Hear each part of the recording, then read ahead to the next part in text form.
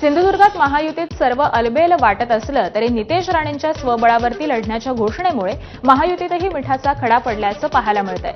मात्र मुख्यमंत्री देवेंद्र फडणवीसांसह उपमुख्यमंत्री एकनाथ शिंदे, रवींद्र चव्हाण आणि नारायण राणेंनी युतीच व्हावी अशी भूमिका घेतली आहे। मुंबईत याबाबत बैठक होईल आणि अंतिम निर्णय होईल असं खासदार नारायण राणेंनी म्हटलंय।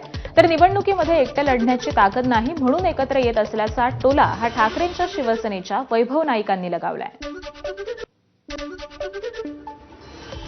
सिंधुदुर्ग रत्नागिरीमध्ये आम्ही युती करायचं जवळपास ठरलेलं आहे, पण मला वाटतं ही युती व्हावी।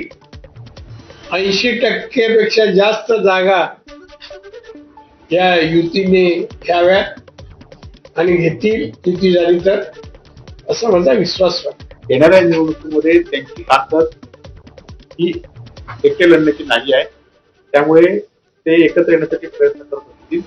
खरं तर तुम्ही आज या विभागाचे खासदार आहात, तुम्हाला न विचारता जर विशाल परब, राजेश तेली यांना वेगळ्या पक्षात घेतलं तर तुम्ही तुमच्या म्हणण्याला किंवा तुमच्या शब्दाला आता राज्याच्या राजकारणामध्ये किंमत राहिली नाही।